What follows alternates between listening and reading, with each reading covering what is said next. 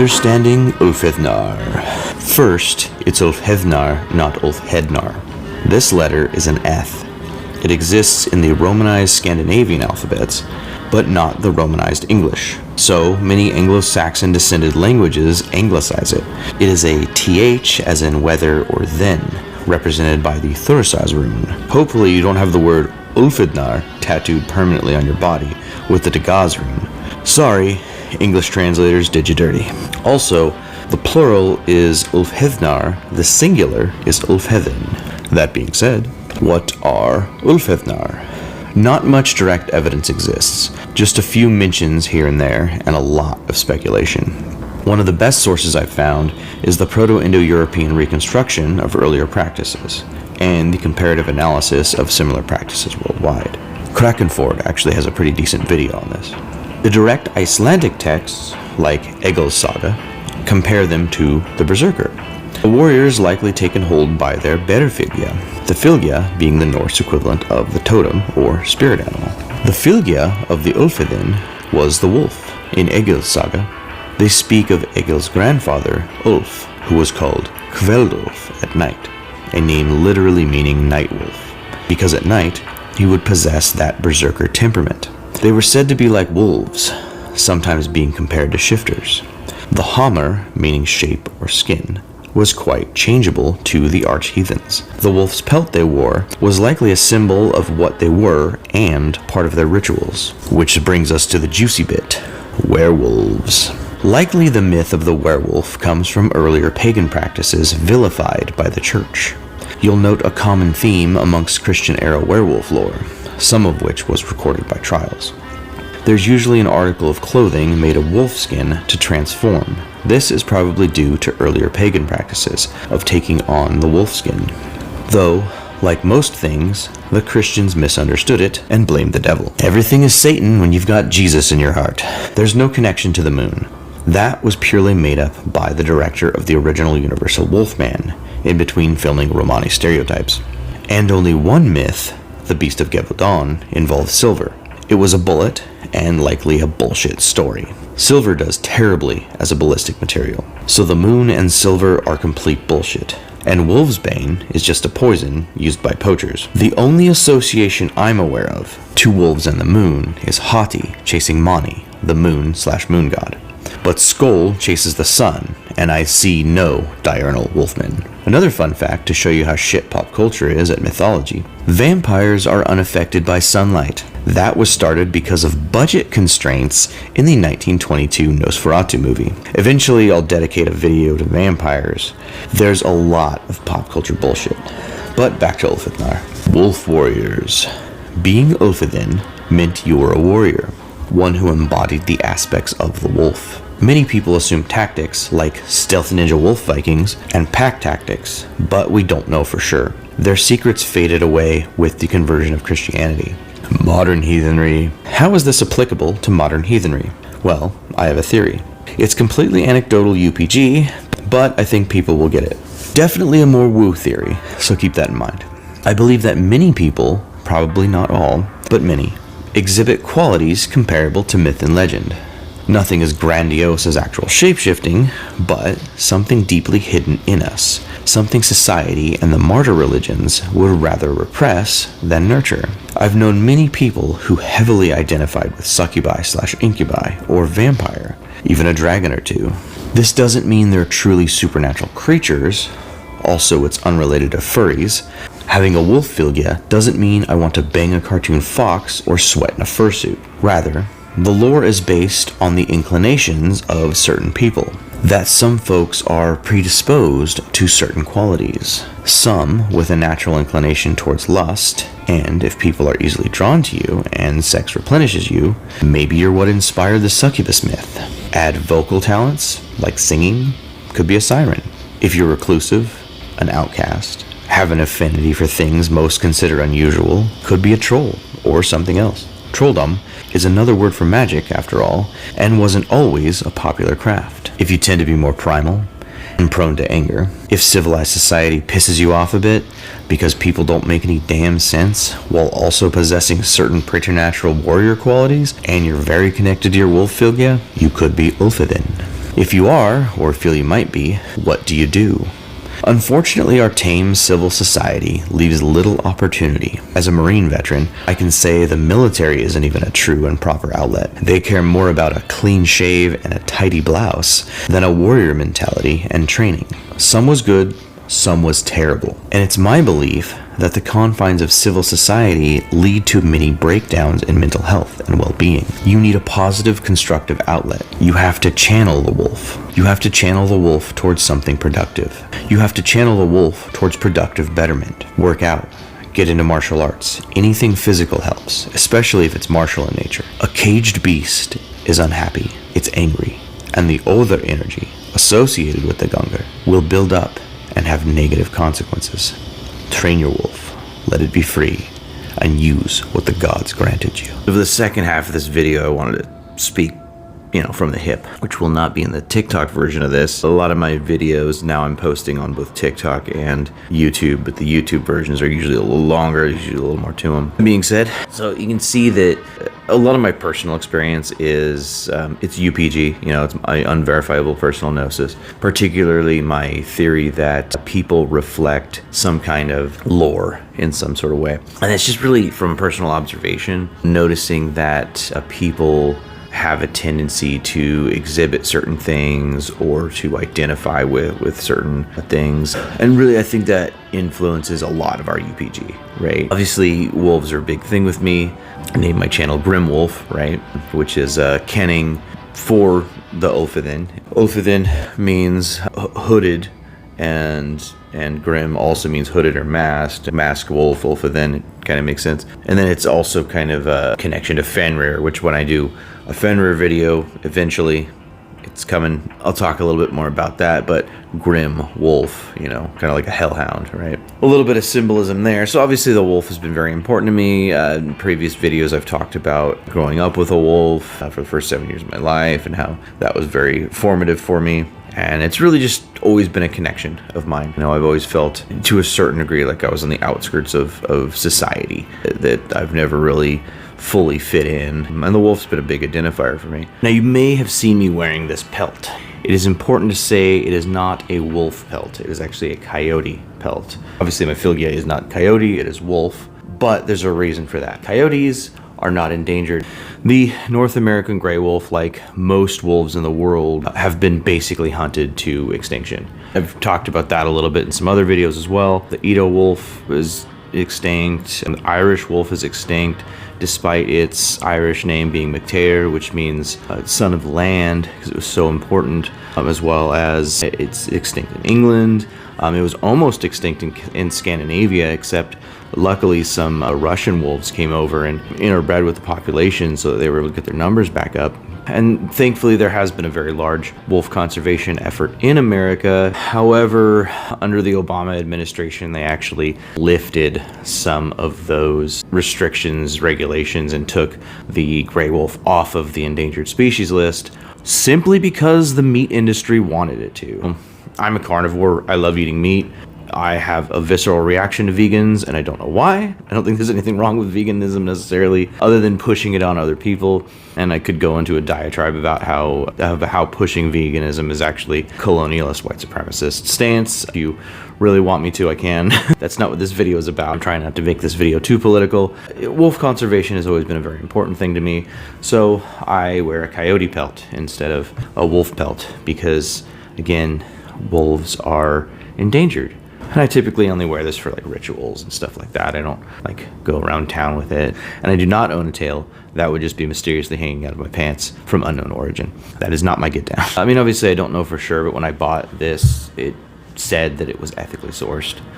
Wolf pelts, on the other hand, cannot be ethically sourced. If they are ethically sourced, it is from a state that has lobbied to essentially get hunters to do the dirty work of the meat industry, that honestly should just be taking other precautions instead of literally ruining the environment by murdering off an apex species. Seriously, the environment does so much better when there's an apex predator like wolves around. Small tangent and then we'll get back to it. When wolves were reintroduced to Yellowstone, the environment thrived. And one of the reasons for that is because wolves are so much better, apex predators really, are so much better at regulating the herbivores that eat all the plants. So because of the root systems, water becomes, like the rivers and all that, become a lot stronger. Certain areas where there would be lush vegetation, but it would be a terrible place to go because you know, be trapped there and then wolves can eat you if you're a deer or whatever. The vegetation grows a lot more lush there. And because of these things, it also creates habitat for other animals to come in. So you get a far more diverse ecosystem because of that apex predator.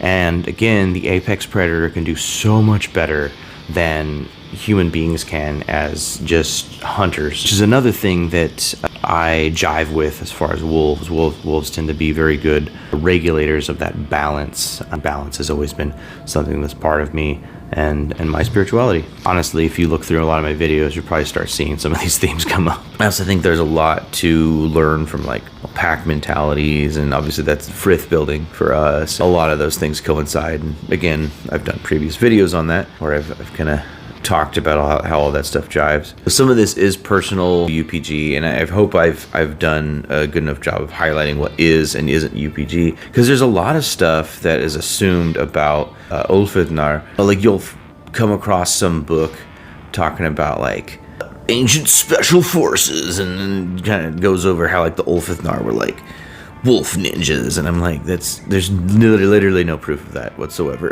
that's purely speculation. That's purely people writing their own stuff in there. If there are sources like that you're aware of, feel free to throw them in the comments. I would love to look at them. I would love to find any kind of corroboration of that. I think that would be really cool. But as far as I know, it does not exist. And I've seen that in so many books and so many videos where people just assume. It's kind of like the whole Berserker and mushrooms thing. Berserker didn't take mushrooms. There's no evidence that they did. I also did a video on that. If they did, it was probably for spiritual reasons. And one of the only reasons we think that is because Siberian and like Sami cultures do use the Amanita muscaria. Some people have like thought as a, you know, it's just an unfounded theory. They're like, maybe that's what incited the Gungar, the Berserker rage. There's no evidence of it. And people are drawing all these conclusions and then just touting them as though they're facts. I hope that's one of the things I'm doing with this channel, is just kind of dispelling a lot of that stuff. Definitely trying to do it on TikTok, because like, oh my God, some of those sources on there, they will just say things and I'm like, this doesn't make any sense. Like I saw one that was claiming that like Loki was the god of like fiery hell, and I'm like, no, that's not at all how that works. These people touting that as fact. So hopefully I've dispelled some of the myths within this video about the Ulfheðnar. And really, as far as modern heathenry goes, it really just comes down to like a personal identifier. You know, it's a personal connection. Whether or not it has actual verifiable, you know, maybe I'm not Ulfheðn. Maybe I'm just somebody with certain qualities that makes me think that I am, you know. Or maybe, like a lot of things in the Norse understanding, concepts they had were actually fairly broad generalizations. Like troll is a very broad generalization for a lot of different things, but we assume trolls are a certain type of creature, partly because of the history of magical racism in the fantasy genre, but also because that's kind of how our modern understanding of things goes. You know, we try to classify things into like kingdoms and phylums and species and all that stuff. That's not really how the arch-heathen saw the world. Things were kind of in broad categories. So maybe a berserker, Ulfheðn, and terms like that were more of a broad category for certain types of people with certain predilections. We really don't know. A lot of this is just purely speculation. And I think that being somebody that identifies with Ulfheðn, you do sort of exhibit certain wolf-like qualities, right? That is a deeper connection to that field, to that animal spirit. And you almost end up having a bit of a difficulty in that balance when it comes to a civil society. Maybe we all do this to a certain degree. You know, I can only speak from my perspective, but because we all filter the world through our schema, through our web of psychological understandings that we've developed throughout our lives. It gets filtered through and then interpreted a certain way. One of the things that is kind of difficult for me is the inauthenticity that I see in people, because people are just so fake all the time, and we exist either within a corporate structure or underneath the power of a corporate structure, underneath the will of a corporate structure where, you know, they control our lives. There's certain ways you have to phrase things. And I had a supervisor position not too long ago, and oh my God, if you didn't include somebody in like 50-person email chain where, you know, somebody just had to be in the loop, even though literally you could solve the problem by just going to one dude and being like, hey, we need to get this done. You still have to include all those people because that's just how like the corporate system works. You have to cage things a certain way, and you have to like, you know, mask certain ideas and, you know, ways you say things with this corporate speak. If you don't, you know, somebody can get mad or you can get fired or whatever. And it's just like, it's just so fake, and that bothers the crap out of me. It really does.